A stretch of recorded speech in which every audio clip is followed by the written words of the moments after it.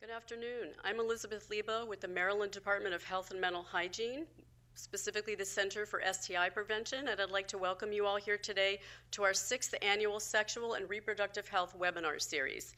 I'd like to welcome you also on behalf of our two other co-sponsoring organizations, the STD HIV Prevention Training Center at Johns Hopkins and the Mid-Atlantic Public Health Training Center at Johns Hopkins, which is hosting and webcasting this event today.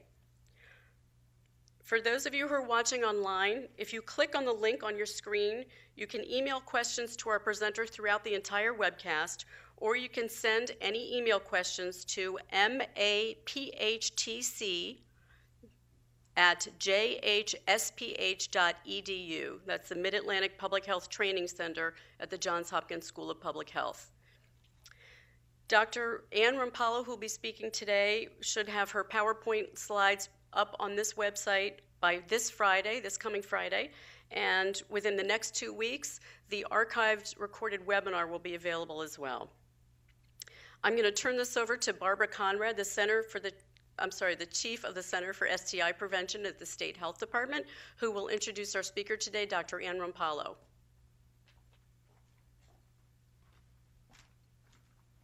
Welcome. I'm so glad you can join us today. Dr. Rompalo is a professor of medicine at the Johns Hopkins University School of Medicine, Division of Infectious Diseases, with joint appointments in the Department of Obstetrics and Gynecology and the Departments of Epidemiology, Population, Family, and Reproductive Health, and the Department of International Health at the Bloomberg School of Public Health. She is a noted provider in the field of infectious diseases and is an internationally recognized expert in the field of sexually transmitted infections, STIs. So we're very glad today to be able to have Dr. Rompalo give us an update on the STI guidelines, new treatments, and new challenges. Dr. Rompalo? Good afternoon. Oh dear, well this is a good way to start. One and all, both here and on the web. I'm going to go through a lot of data. I didn't think there would be a lot of updates going on with the new treatment guidelines, but in actuality, there are. So we're going to start by reminding you this is the email. If you have questions, please do use that, and we will try to get to them and answer them. I have no disclosures. And this lecture was adapted from a lecture that was shared with me with Dr. Kim Workowski, who's professor of medicine at Emory and who works for the CDC in pushing forth these guidelines every 4 years. So the overview of what we're going to talk about within this hour is quickly the guidelines process, some screening updates, particularly the United States Preventative Services Task Force recommendations for screening of chlamydia and GC. I'm going to spend some time talking about STIs in men who have sex with men. And then I'm going to focus on some new directions in the guidelines, which would be emerging issues, those with Mycoplasma genitalium, a touch on HCV, some treatment concerns focusing on gonorrhea and chlamydia. I'm going to talk on syphilis, specifically on neurosyphilis definition, and just touch upon the reverse testing algorithm. I'm going to spend a second on HPV management and also on Trichomonas. So this is what the current MMWR STD treatment guidelines look like. It is authoritative. We spend a lot of time accruing evidence. It is all evidence-based. It talks about diagnosis, evaluation, and treatment, as well as prevention and vaccinations that should be part of prevention. There's a lot of information in this 270-page document. However, you can get wall charts, pocket guides, mobile apps for your Apple or Droid devices, and I will say that the updated guidelines has been revised, and it's waiting for CDC clearance. It would have been out earlier, except for the Ebola outbreak, which took precedence as it should. So let's start with clinical prevention guidelines. Everyone who comes in who is sexually active should have an evaluation, both behavioral and biologic risk factor assessment. And that's the 5 Ps, asking people about their partners, their practices. If it's a woman, is she trying to prevent pregnancy?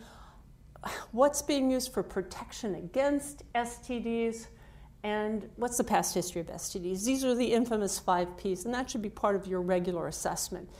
The United States Preventive Services Task Force in this document also talks about high-intensity behavioral counseling. And I suggest you, when it comes out, you read it. It's great, but we don't have enough time to talk about that today. There will be a section on pre-exposure vaccinations, and HPV, hepatitis A, and hepatitis B vaccines should be available and given. There's sections about male latex condoms, also on female condoms, male circumcisions, microbicides, emergency contraception. A lot of information here.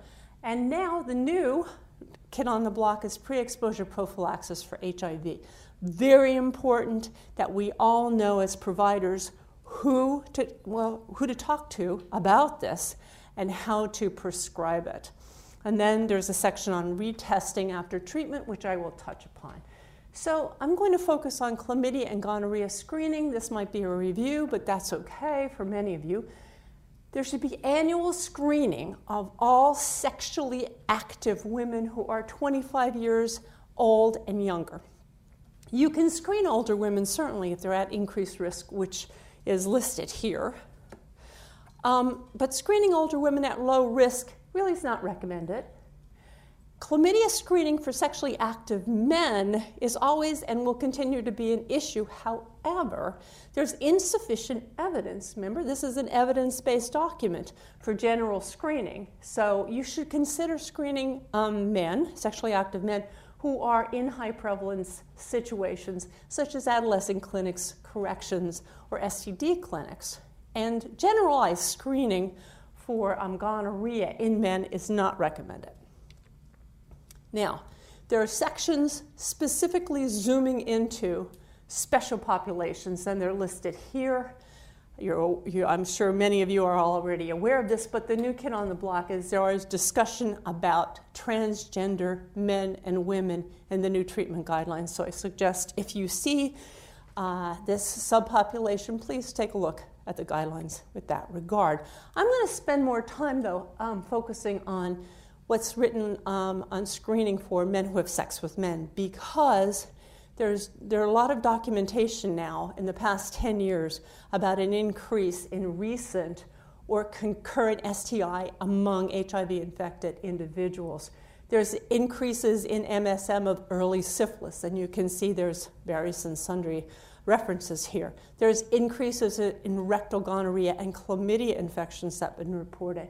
There's increases in substance abuse and much documentation about an increase in sexual practices such as multiple anonymous partners and in particular sex partners who you meet through the internet. And here's some data to illustrate this. This is the SUN data, which is the STD surveillance network data from 2012, and it's the proportion of MSM attending STD clinics with primary and secondary syphilis, gonorrhea, or chlamydia by HIV status. And the dark blue reflects HIV negative, and the light blue reflects HIV positive. You can see whether it's primary or secondary syphilis, gonococcal infection of the urethra, pharynx, or rectal area, or urethral chlamydia or rectal chlamydia. HIV positive patients are much higher. So this is an issue, and we can speak an hour about the co-infections of STIs and HIV and increased HIV acquisition and transmission. But the bottom line is this is important, and we need to be screening. So what the CDC and the new treatment guidelines recommends is that if we have a sexually active man who has sex with other men, whether he's positive or negative, he should get syphilis serology screening every year, at least yearly, and gonorrhea and chlamydia testing using NATs, nucleic acid amplification tests, and this says urine, every year. If he performs receptive oral intercourse, he should get a gonococcal gnats or culture of the throat. And if he performs receptive anal intercourse, he should be tested with gnats for chlamydia and gonorrhea. And I will say that the state of Maryland has, if all of you from the state of Maryland who are listening, the lab is now doing gnats for chlamydia and gonorrhea of the rectum. You should also either, if they haven't gotten vaccinated for hepatitis A and B, there should be yearly screening if they were negative the last time you saw them, and you should consider screening them for hepatitis C if they're at risk. Now, listen, more frequent STI screening should be done dependent on the risk. That is, remember, a couple slides ago, I talked about the 5 Ps. You need to talk to your patients about ongoing risk, because if they're at risk, they need screening. They don't have to have symptoms to be infected with STIs. Just remember that. And that should be every 3 to 6 months if the risk is there. Now, the proposed new sections. Emerging issues, there's going to be a section on Mycoplasma genitalium. There is evidence that Mycoplasma genitalium has a role in non-gonococcal urethritis. 20% of non-gonococcal urethritis infections are caused by this in several studies, and I'll show you some data. And there is a role of M. genitalium also causing cervicitis and PID. Now here's the problem. There's no commercially available tests that we have that are blessed currently. There are in-house nucleic acid amplification tests that are out there, but there's no commercially available test yet. So that kind of puts us in a bind. However, there are treatment implications because men who have NGU, for example, respond much better to azithromycin treatment than they do doxycycline.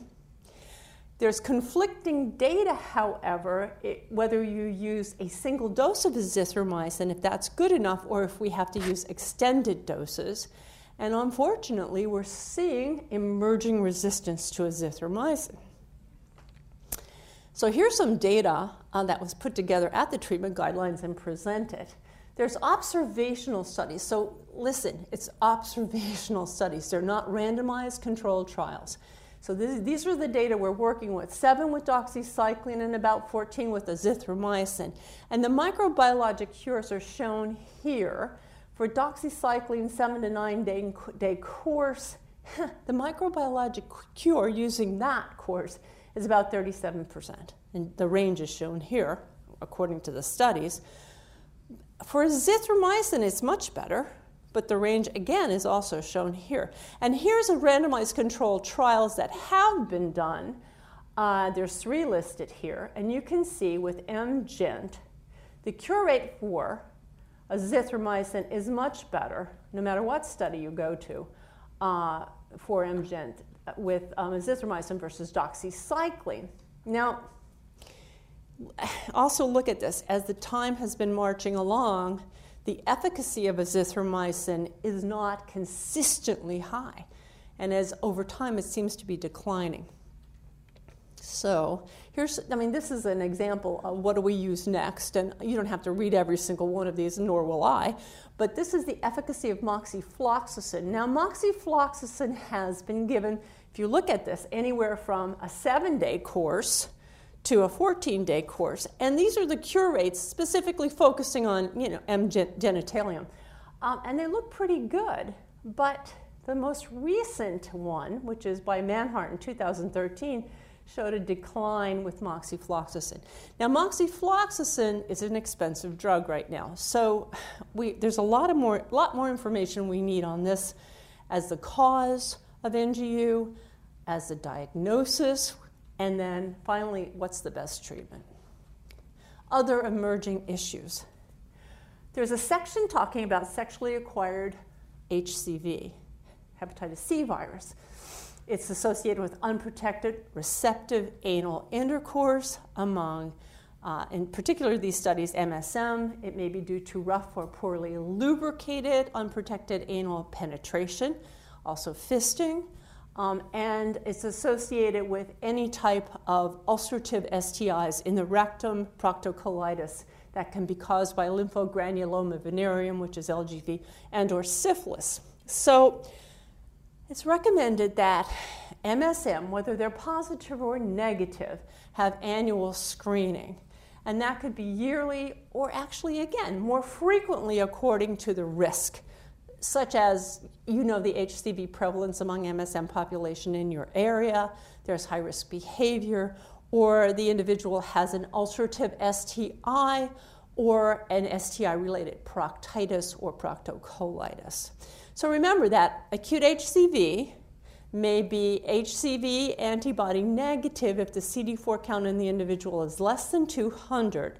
So an HCV RNA should be done if you see elevated liver function tests. Let me spend a second on urethritis, and this is just a list of the percentages. And look, there's a big vacillation on how much urethritis is caused by, for example, chlamydia. But the bacterium and viruses and other entities that can cause urethritis, and this is particularly in men, is gonorrhea, chlamydia, M-gent, as we talked about. Ureaplasma is there, but it's anywhere from 0 to 20%. Trichomonas is considered, herpes can cause it, adenoviruses, enteric bacteria, and candida has even been involved in this. So there's a big garbage bag, if you will, full of causes for urethritis. How do you diagnose it? Well, look at the discharge. If there's discharge there and you have no other tests, so the syndromic approach, then that's what you use. However, there are POCs, point of care tests available. And these include Gram stains or methylene blue or Jensen violet stains of the urethral discharge. It used to be said, and this is new data, that if you had greater than or equal to 5 white cells per oil immersion field, then that was a diagnosis of urethritis. And if you had gram-negative intercellular diplococci there, that was NGU. But you didn't, then that was non-gonococcal urethritis. But now, with the use of NATS testing, we've decreased the criteria to greater than or equal to 2 white blood cells for those of you that use this. If you don't have a point-of-care test available, then those who meet at least one criteria for urethritis, that would be discharge, pain with urination, they should have NATS testing done for gonorrhea and chlamydia, and you should treat them right there for both. Okay. If I have symptoms, I'm a guy and I have symptoms, but I don't have any signs of inflammation, you don't see any discharge, there's no white cells there, then NATS testing may identify an infection, and if you have that available, you can use that. However, you may want to consider treating them if they're there for gonorrhea and chlamydia, and you should do that if you think there's a high risk and they're unlikely to come back for test results. Let me move to gonorrhea. Okay, just a review. The recommendations for gonorrhea are not taken lightly. There is the GISP, which is Gonococcal Isolate Surveillance Program. I'm going to show you a slide of where these are located, but it's about 29 different clinics who collect specimens to send to localized labs who do extensive culture sensitivity patterns on this. The CDC treatment guidelines will not change the recommendations unless there's antimicrobial resistance greater than 5% to a particular antibiotic. Also, when you pick out these antibiotics that appear in this guidelines, the antibiotics that are chosen to treat gonorrhea have to be 95% cure rate efficacious, and the lower 95% confidence interval used to be 90%, but in 1995 it was bumped up to 95%. So you have to have at least 95% efficacy for these drugs to make it into the guidelines. You also consider like pharmacokinetics, pharmacodynamics, and some of these are listed here. And the CDC, when we get together and talk about this, think about the mechanism of action, the side effects and safety, and how much does it cost. All of these are factored into recommendations that appear in this document. And this is an example of the GISP sites and the regional laboratories. The regional laboratories, traditionally there were 4. They're listed here. They're adding Austin if they haven't already. And the clinical sites are peppered throughout the United States. This is a great way to monitor gonococcal resistance in the US, and we're lucky to have it. This just shows Cefixime, what happened with Cefixime, the percentage of isolates with elevated Cefixime minimal inhibitory concentration. And I'm going to say that for those ID folks that are sitting in the audience or at home, this is a lower MIC than you would necessarily use because they want to know a harbinger of resistance. And what happened when the 2010 treatment guidelines came along, dual therapy was recommended, and Cefixime was still in that, ceftriaxone plus azithromycin or doxycycline. But then, because it stayed high, in 2012, there was an MMWR that said Cefixime was no longer first to recommend it for this therapy. Over time, it's gone down, but I'll talk about the new guidelines now. This reflects isolates for ceftriaxone. Ceftriaxone, again, the level that we're looking at, the MIC is low, but it's a harbinger of things to come, so we want to know what's happening. And again, this is pretty good. It's still the drug of choice. I will say, however, that in other countries, particularly Japan, Australia, the MIC for ceftriaxone is creeping up. And there have been resistant gonococcal infections to ceftriaxone that have been reported. Particularly, one sentinel event was from a woman with a gonococcal isolate from her throat in Japan that had high-level resistance to ceftriaxone. So we are very aware of that and watching it carefully. The recommendations for uncomplicated gonococcal infection of the cervix, the urethra, or the rectum are ceftriaxone 250 in a single intramuscular dose plus azithromycin 1 gram orally. If you can't get your hands on ceftriaxone, well then Cefixime is an alternative, but they'd rather you get your hands on ceftriaxone. Now, some people think, well, you know, you can go back to the old drugs, right? You haven't used them forever. But gonorrhea is a very, I know I'm anthropomorphizing, but it's a smart little bacterium. And once it picks up resistance, it remembers resistance. So this is just showing tetracycline hasn't been used to treat gonorrhea in forever. But still, the isolates remember that it's resistant and we can't use it. So that sort of theory is you can use the old drugs, doesn't work with GC. Azithromycin, you can see here, still has really good efficacy for gonococcal infection, but also other countries have been showing that that the MICs are creeping up. So, GC treatment. There are no clinical data right now to support increasing the dose of ceftriaxone from 250, say, to 500, or azithromycin as part of the dual therapy that we're recommending. Now listen, higher ceftriaxone doses and or azithromycin doses are recommended outside the US in, for example, UK and Japan, but that's based on modeling data, not clinical data. So the CDC is sticking to its guns on this. Ceftriaxone treatment failure have occurred, but not in the United States. Azithromycin monotherapy is effective. I'm not saying it's not effective, but it's not recommended. Monotherapy with azithromycin is not recommended because of the ease of resistance. So can you use it if your back is against the wall? Probably, but it's not recommended.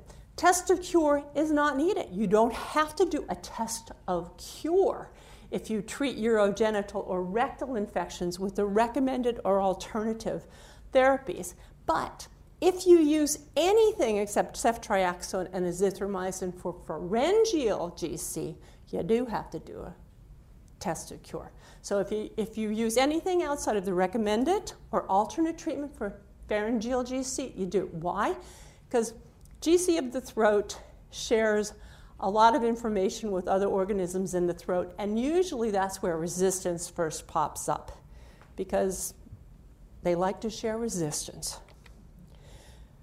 So there is a paragraph that in the treatment guidelines that are coming out that discusses possible treatment options. There was an NIH-sponsored randomized controlled trial by Kilcady at the CDC, and it was published in CID, Clinical Infectious Disease, in 2014, looking at gentamicin, 250 IM, plus azithromycin, 2 grams oral, or gemafloxacin, 320 milligrams, plus azithromycin, 2 grams. And there are data in vitro. In vitro is like in the test tube that says there's an additive effect of gentamicin and azithromycin. It's not in humans, but it's in vitro. And gemafloxacin is the other drug that was combined with azithromycin. It has more activity against the ciprofloxacin-resistant gonorrhea that have these mutations and thus confer resistance to the ciprofloxacin. That's GIRE A and PAR-C. And these are the data here, and I won't go through them for time, but if you want to look. All I will say is there's a lot of patients in these studies that have urethral and cervical infections, but not too many that have pharyngeal or rectum. So just be aware of that.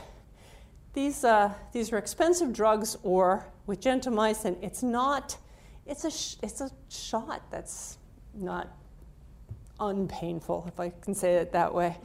So if you suspect treatment failure, then one thing to remember is most treatment failure is due to reinfection.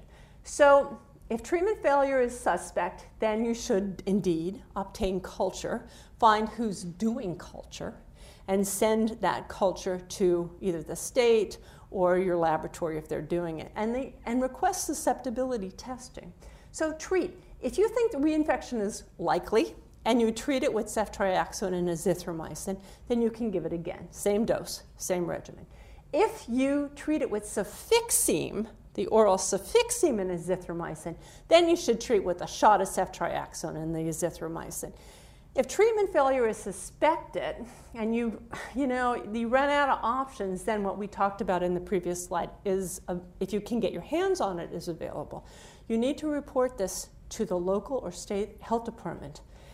And you need to do a test of cure with a culture in 7 to 14 days. Make sure that partner is treated. Let me go on to chlamydia. Now, this is something to remember. It's not new data, but it's data that kind of gotten forgotten. The effectiveness of azithromycin to treat chlamydial infections is less than doxycycline. In other words, doxycycline is better for treating chlamydia than azithromycin. There are several trials that are out there, and there are several rectal infection studies that have been done, and we'll talk about that. There's doxycycline that we have delayed release, which is called Dorix, and that's going to be on the treatment guidelines, 200 milligrams every day instead of doxy, 100 milligrams twice a day for a week. Amoxicillin has been removed as an alternative regimen in pregnant women because, for several reasons, in vitro studies demonstrate the penicillin, which amoxicillin is a type of penicillin, induces persistent, viable, non-infectious chlamydia forms that can revert to infectious forms after you stop the penicillin. Earlier amoxicillin treatment studies in chlamydia in pregnancy, the ones that we're basing on, they had major limitations.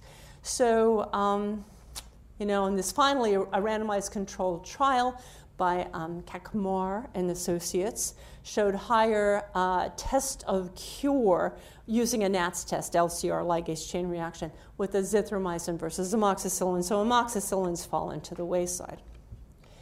Azithromycin versus doxycycline, these are 3 trials. This is the efficacy, and you can see early on, doxy was a little bit better, but as we march through time, it looks as if doxycycline does better than azithromycin when you're looking at chlamydia.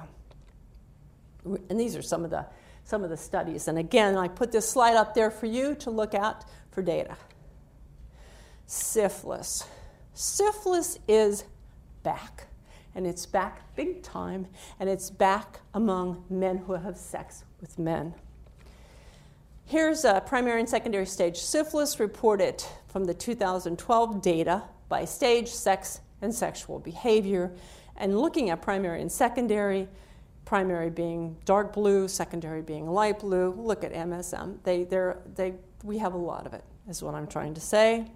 Look for it. Now listen, there is no test, there is no magic bullet for this diagnosis. There's a magic bullet for treatment, but there's no magic bullet for diagnosis. There are no Treponema pallidum detection tests available now.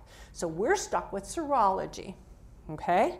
Now, serology, you want to see an RPR, a VDRL, the titer decline fourfold in a specified amount of time. Well, syphilis doesn't always read this textbook. So according to stage, if you have earlier stage disease, primary, secondary, maybe even early latent, they're more likely to read the textbook and decline fourfold after treatment. The titer, if it's a low titer, it may be less likely to decline than a higher titer. Okay, so we have to grapple with this. This has not changed, this is the same. The time between penicillin doses is also an issue.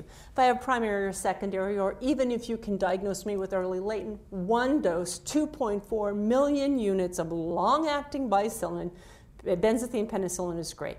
Once you get into syphilis of unknown duration or late latent syphilis, you have to give 3 doses, theoretically a week apart. Okay, the last treatment guidelines said that if you miss a week and you're not pregnant, okay, these data that looked at this more closely said actually less than 9 days is best based on pharmacokinetic data, meaning that you could try to get them in every week. If you get to 9 days, okay. Once it gets past 9 days, it's a little bit shaky. Best 9 days between the 3 shots. 7 days in pregnant women, done and done, miss a dose, have to start all over again. That's non-negotiable. Okay, the treatment algorithm. We used to, or I should say diagnosis algorithm, we used to traditionally do a non-treponemal test, which was a VDRL or a rapid protein reagent test, RPR. RPR you do right there, read it with your naked eye. VDRL you have to send to the lab. It's a flocculation test. They look at it under the microscope.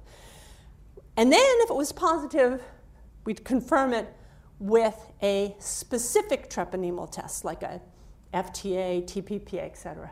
Well, you know, these tests one tech has to do one test for every person, and that's time and cost inefficient.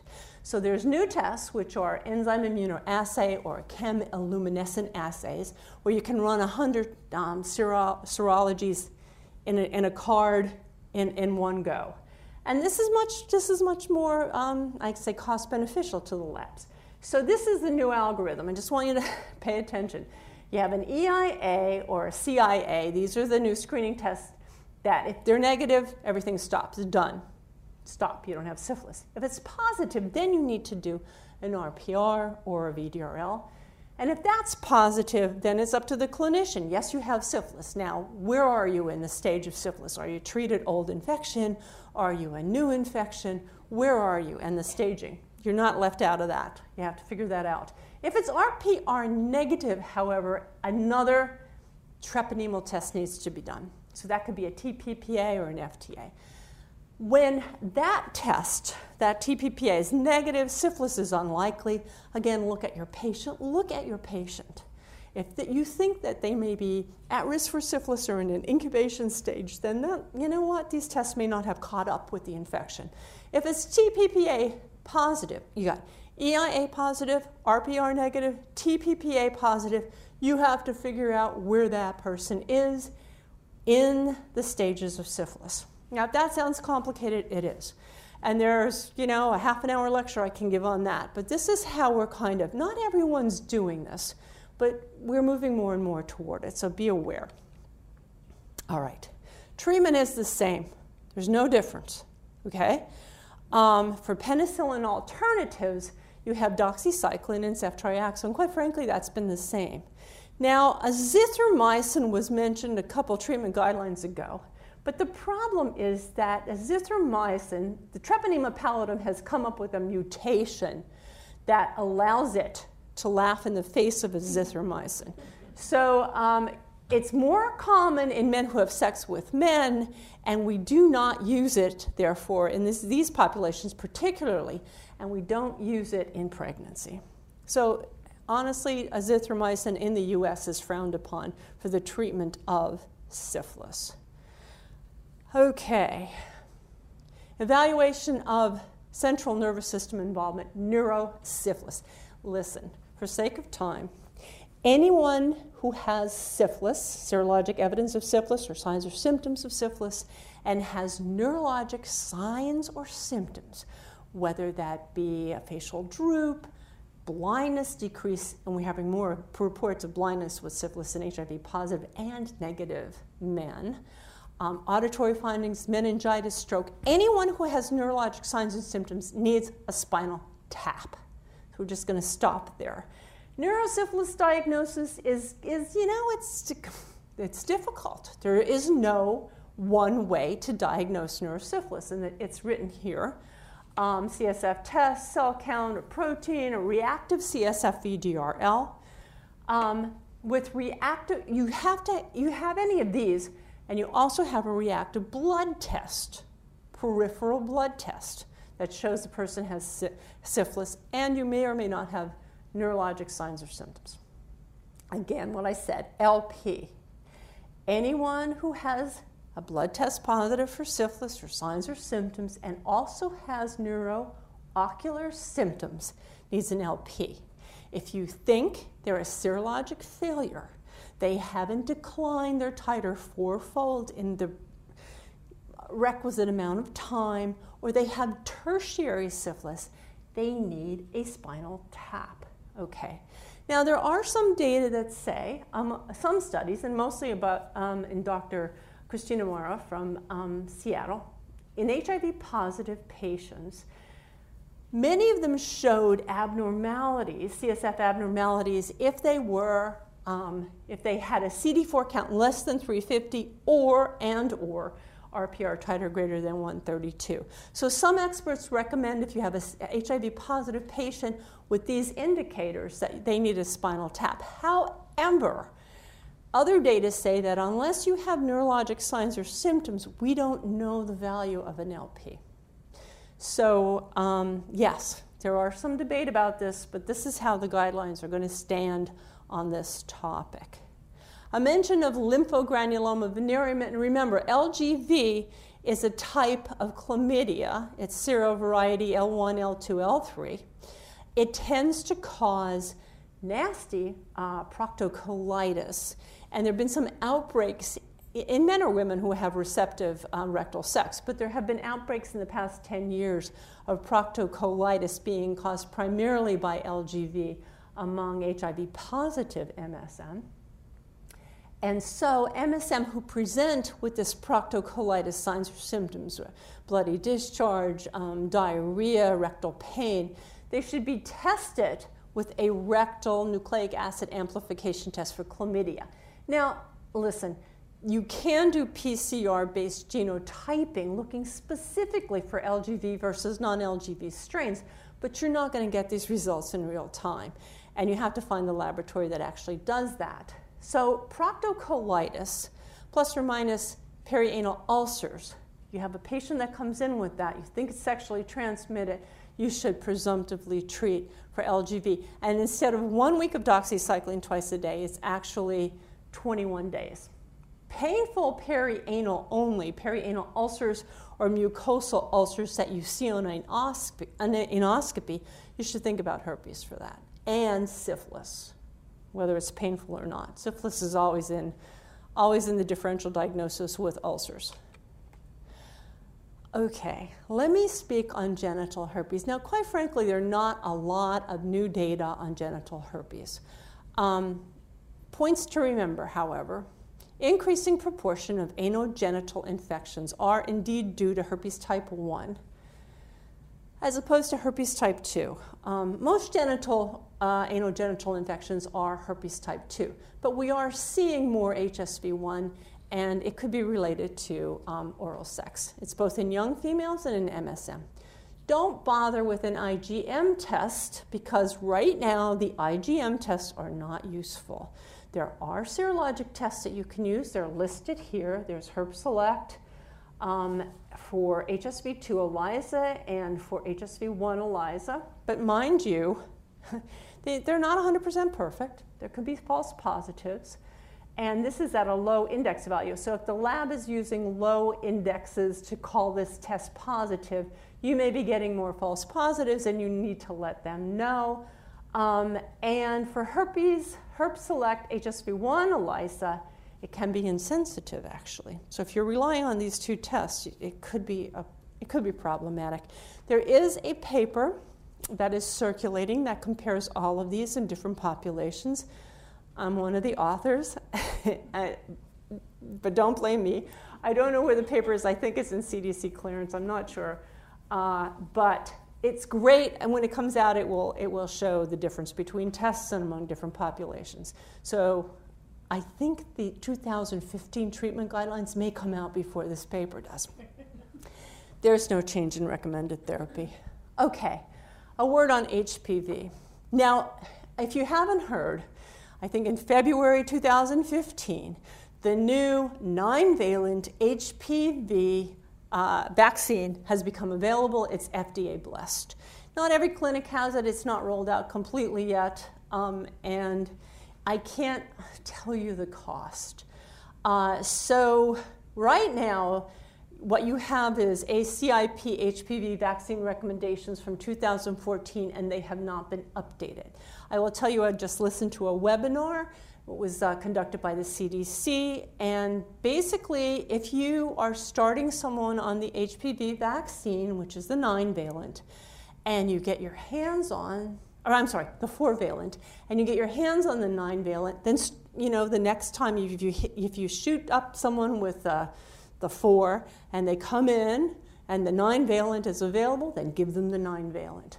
Otherwise, I cannot comment on booster doses or catch-up doses or anything like that because it wasn't discussed in the webinar, and I don't think they're ready to change the vaccine recommendations yet. So the only thing that you have to be aware of with HPV treatment, so and honestly, everyone should get vaccinated and prevent the possibility of even having to be treated, but what is out is the podophyllin resin. We no longer recommend it because there have been cases of serious systemic toxicity, including death with this, and there's no clear efficacy benefit when you compare it to the podophyllin toxin of old. Imiquimod is great. It's the 3.75%. You can apply every night. The patient can apply it themselves to the genital wart for, I think, a week or two. There have been some case reports, and there are few, of inflammatory responses to this imiquimod, but these are in patients that usually have some sort of skin condition that they're applying this medication. Okay, a word on risk to healthcare workers who treat genital warts. HPV DNA actually can be found in the smoke plumes after laser or electrosurgical therapy of extragenital warts, CIN, or common warts. There's 2 case reports of laryngeal papillomas that were reported in healthcare workers who were exposed to the smoke plumes when they were treating. So if you're doing this, if you're freezing or doing any of the electrocautery or CO2 laser, you should wear a protective mask, which is usually a full mask. Or if you're using ablation and you're going after CIN, then perhaps you should use one of the local exhaust ventilation smoke evacuators. Depends on your practice. In our STD clinic, we usually have the head masks that are plastic shields that protect from plumes. Anal cancer screening. HPV vaccination of MSM should be routine, and hopefully we won't be talking about this, please. But right now, there are some clinical centers who perform anal cytology in high-risk populations, and if you happen to have one of these centers, then it's a good idea maybe to do this and then refer. But if you don't have any place to refer, then that's a conundrum. and you need to think about whether you want to do screening or not. The data are insufficient to recommend routine anal cancer screening with anal cytology. We need more evidence. We need safety and response to treatment data, and the CDC says you have to think about the programmatic considerations of your particular program if you're going to do this. High-risk HPV tests are not clinically useful for anal cancer screening as of this rendition of the guidelines because of the high prevalence of anal HPV infection. So vaccinate, and let's try to eradicate this. I will spend a second on Trichomonas. Trichomonas is a very interesting bug. These are data that was published in 2012 in the Journal of Clinical Microbiology using NATS test to determine the prevalence of Trichomonas, chlamydia, gonococcal infection in among 7,000, almost 600 US women who were 18 to 89 years of age. And I believe this is the N. Haynes group. And if you look here, look, what you expect, chlamydia is in the light white bars. And that declines over time. And gonorrhea is not as high as chlamydia, and again, that declines over time. But look at Trichomonas. You get it, and you get it, and you get it, and you supposedly get more. It's very interesting. I think this is an interesting thing to keep in mind. And again, remember, this is using nucleic acid amplification testing, not, wet prep. So it's much more sensitive. So it's something to keep in the back of your mind. Consequently, here's what the guidelines are going to say. Consider screening of those receiving care in high prevalence settings like the STD clinic or corrections, or in asymptomatic persons at high risk of infection. Those that come in say they have multiple partners. We lack data on screening and treatment, however, to reduce the adverse events and to reduce disparities in the prevalence of the diseases. Screening decisions are informed by the epidemiology. Okay. Now, if you want to do the best test available, then nucleic acid amplification testing is the way to go. There are several types that are available. I'm not saying that they're inexpensive. I can't tell you the exact price. But actually, it's much more sensitive to use these than to use any other method. So, if you have someone, this is new, if you have someone that you treat for Trichomonas, you really need to retest them for Trichomonas in 3 months. Just like you do for gonorrhea and chlamydia. Trick is now added. Mind you, it's not a test of cure, it's a retest, because many women who have any of these three get reinfected in the next 3 months after you treat them, because they go right back into a sexual network where the prevalence of these infections are high, or they get reinfected from a partner that wasn't treated. The treatment is the same. Is there resistance to either of these nitroimidazoles? Well, it's been reported, and here's 2 reports here. It's between 4 and 6%. Now, the reason why we're talking a little bit about this is because of the really tight association of Trich and HIV infection. And this slide illustrates that Trich is an independent risk factor for HIV acquisition. So if you look at any of these 3 studies, you'll see that the odds ratio for acquiring HIV, for having HIV if you have Trich, or for getting HIV is 2 and above, 2.1 to 2.7. The maternal Trichomonas vaginalis infection is a risk factor for vertical transmission of HIV also to the neonates. So we are paying close attention to Trich, and we would love to get rid of it.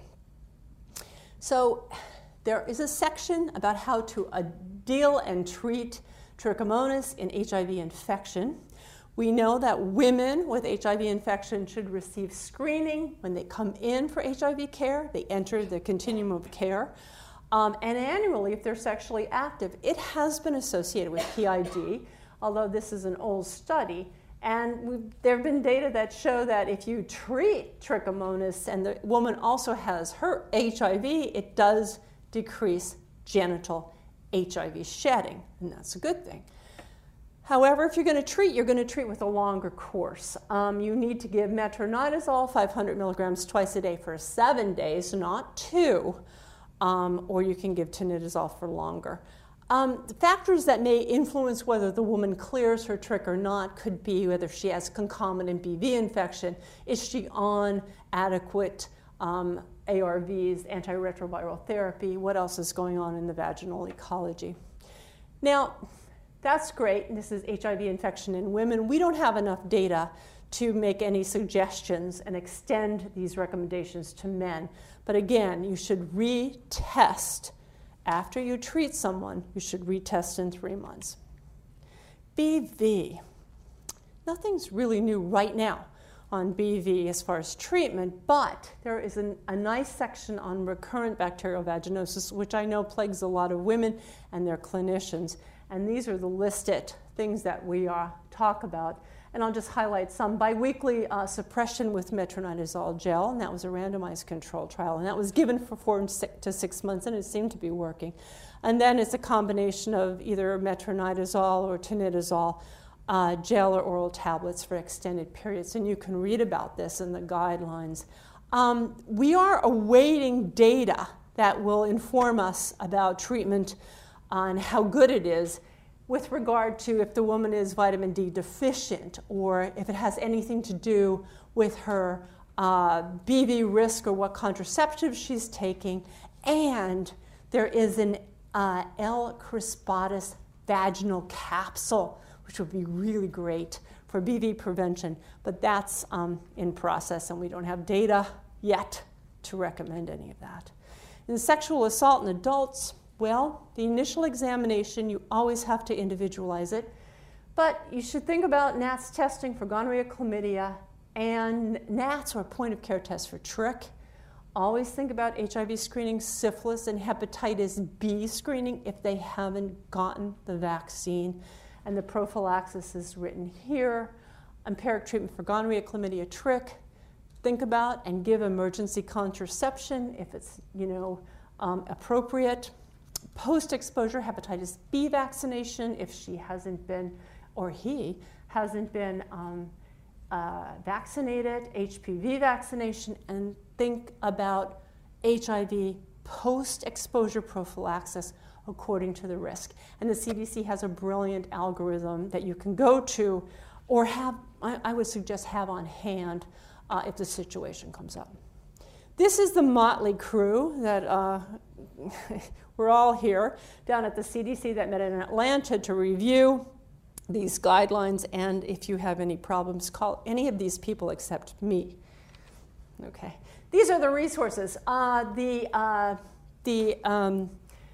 Maryland DHMH, Department of Health and Mental Hygiene, has the 2010 guidelines available for you. And hopefully we will have the 2014 or 15, however they call them, guidelines up as soon as they come out.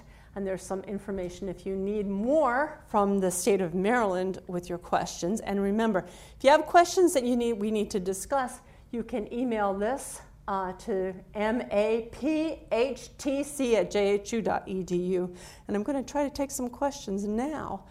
Are there any questions from the live audience here? No. Barbara Conrad, our Center Chief for the Center for STI Prevention at DHMH, has several questions, and we'll meet you on the podium in 1 minute, Ann. Okay. Let's hope I can answer your questions. I'll do them justice. Trick questions? Yep. Trick questions as in Trichomonas? Yep. All right. Is that on? I think, is this on? Well, talk to me and I'll repeat the question into this live mic. It says it's on.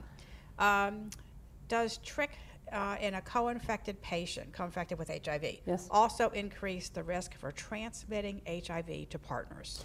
Yes, there have been data both ways, transmission and acquisition. So, I mean, the mere fact that if you treat a woman, and I think, no, actually it's women and men, if they have trichomonas and you treat them and they're HIV infected, treatment decreases the HIV, the amount of HIV in the secretion. And for both men and women, most of these studies were done in Africa, and I believe the first study that was done in men was done by Mike Cohen in a cohort, and And I can't remember the country, but it was an African study. Great study. Regarding the increase in vaginal trichomonas in women as they age, could this be related to changes in pH or other biome factors? Oh, great question. I personally have arguments with Charlie Gatos about this. I wonder if, okay, first and foremost, Trichomonas loves hormones. There's studies done by several investigators, one in Texas, Dr. Alderetti, looking at Trichomonas growth factors, and it loves to grow in the presence of estrogens and in the presence of blood. So pregnant women tend to have a really lot of Trichomonas during pregnancy if they are infected at all. But one wonders if women start to use that, and this is a wonder, this is all it is, I have no data to back this up, if some of the spikes in infection in older women are not necessarily as tightly bound to new sex partners or sexual activity, but indeed pH and vaginal microbiome changes as a woman goes through menopause or as she uses estrogen creams topically. So I don't know, and the data are out, but it is fascinating. What are the new recommendations about including gonorrhea in expedited partner therapy? Haha, expedited partner therapy. I didn't put a slide up there because actually it stands. So I know it is a state-by-state issue. Some states say, yes, you can treat for both gonorrhea and chlamydia, expedited partner therapy. We just had a bill passed here in Maryland. Elizabeth is sitting here. Who knows? What are we talking about in that? We definitely do chlamydia, and we do gonorrhea if you know that the patient's partner is not going to come in. And remember, expedited partner therapy is based on reinfection and decreasing the prevalence of disease. Ideally, you'd love to have people come in or get tested someplace to see if they have it or not, but you know, that doesn't necessarily always work. So some states say both for gonorrhea and chlamydia. Other states, like New York, says chlamydia only. It's a state-by-state issue. Thank you. What is the treatment recommendation for treating oral gonorrhea?